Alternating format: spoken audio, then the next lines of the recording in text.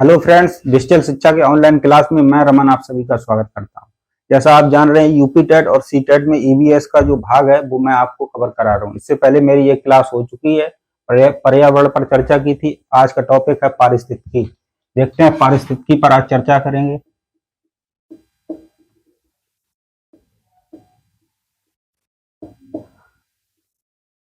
पारिस्थितिकी क्या है? पारिस्थितिक तंत्र यानी कि इकोसिस्टम, ये इकोलॉजी और पर्यावरण, ये यूपी टेट और सुपर टेट में बहुत हॉट टॉपिक रहते हैं। इनसे क्वेश्चन बनने की बहुत ज्यादा चांस रहते हैं, तो इसको बहुत अच्छे से पढ़ेंगे, समझेंगे। तो पारिस्थितिकी सबसे पहले देखते हैं कि बना कैसे। पारिस्थितिकी ओइकस और प्लस लोगस, इन दो शब्दों से मिलकर बना। ये ग्रीक भाषा के शब्द है, ग्रीक भाषा। ओइकस का अर्थ है रहने का स्थान,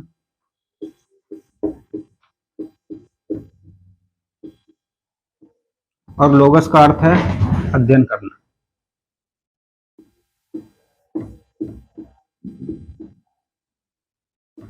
साधारण भाषा में अगर कहा जाए तो जीवों के रहने के स्थान का अध्ययन करना ही क्या कहलाता है? इकोलॉजी।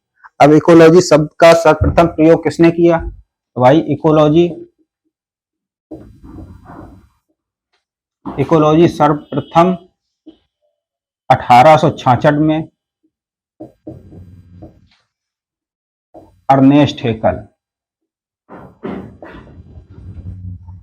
हेकल ने इकोलॉजी शब्द का सर्वप्रथम प्रयोग किया। इनकी एक पुस्तक है, ए जर्नल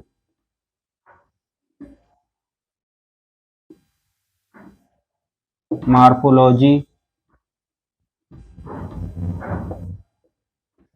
डेर ऑर्गेनिज्म। इस पुस्तक में सर्वप्रथम इन्होंने इकोलॉजी शब्द का प्रयोग किया 1866 में अर्नेस्ट हेकल ने। ये अर्नेस्ट हेकल की पुस्तक है। ये जर्मन के थे। कहाँ के निवासी थे? जर्मन। एक जीव विज्ञानी थे, जीव विज्ञानी।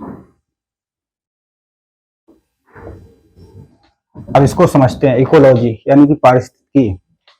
उससे पहले हम दो तीन शब्द जानते हैं। एक शब्द है पर्यावास, एक शब्द है आवास, और एक शब्द है निकेत। पर्यावरण में ये शब्द तीनों बहुत महत्वपूर्ण है। पहले इनको समझे, देखिए ये है क्या।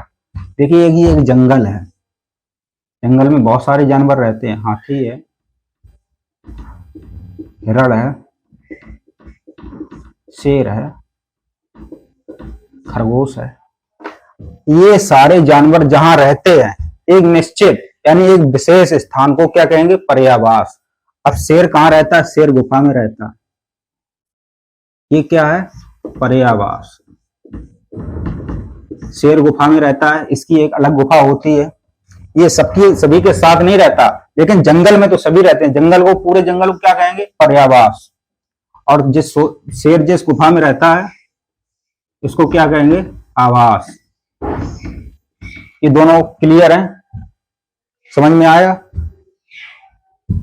अब आते हैं, बात करते हैं निकेत पर। निकेत यानी कि कई जानवरों का या कई जीव जंतुओं का पर्यावास एक हो सकता है, लेकिन आवास सभी के अलग अलग होते हैं। अब जैसे खरगोश की बात करते हैं, खरगोश, चूहा की बात करते हैं, इनका अलग आवास होता है। ये बिल में रहते हैं, लेकिन शेर गुफा में रहता है। ये इसका आवास है, जहां ये सारे जानवर एक साथ रहते हैं जंगल में, ये पर्यावास है। ठीक, इतनी बात समझ में आई। अब निकेत किसी भी जानवर के कार्य करने की क्षमता यानी कार्यात्मक इकाई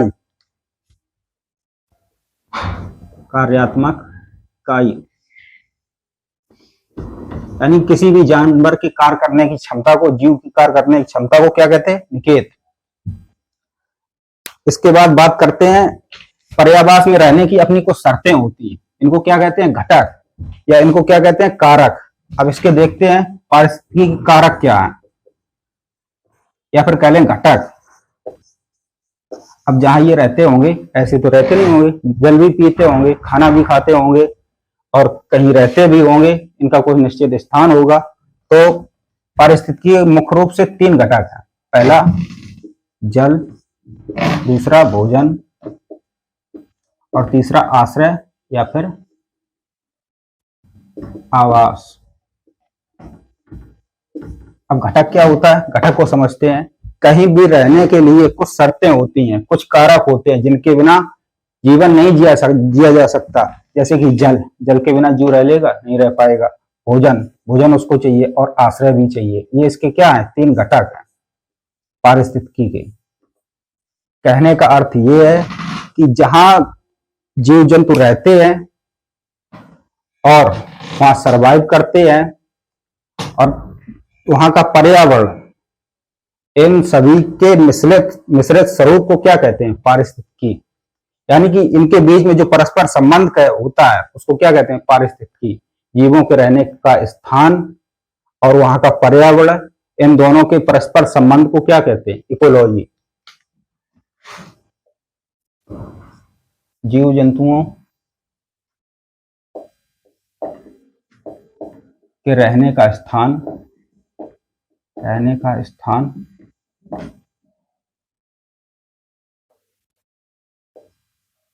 और वहां के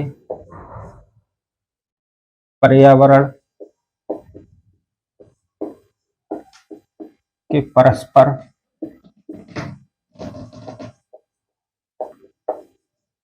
संबंध को पारिस्थितिकी या फिर इकोलॉजी कहते हैं। समझ में आई? आज अपनी क्लास पारिस्थितिकी पर थी। पारिस्थितिकी में जो इम्पोर्टेंट है यूपी टेट और सुपर टेट के स्तर से वो इतने ही है, यहीं से क्वेश्चन पूछे जाते हैं। सबसे पहले इकोलॉजी शब्द का प्रयोग अर्नेस्ट हेकल ने 1866 में किया।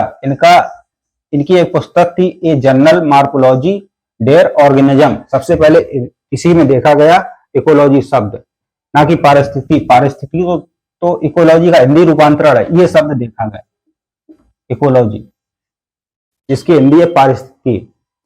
यहाँ पर पर्यावास समझ में आया, आवास, निकेत और ये कारक जल, भोजन और आश्रय। पर्यावरण पारिस्थितिकी में बस इतने ही इंपॉर्टेंट है, यहीं से क्वेश्चन पूछे जाते हैं। अगली क्लास फिर हम देंगे। अब की बार साइंस में बहुत जल्द क्लास शुरू करेंगे और ये पर्यावरण की क्लास लगातार चलती रहेगी। अगर क्लास समझ में आई, आपको अच्छी लगी तो शेयर और लाइक जरूर करें और चैनल को सब्सक्राइब करें। अगर कोई डाउट रह गई है तो कमेंट करके बताएं, मैं उसको अगली क्लास में डिस्कस करूंगा।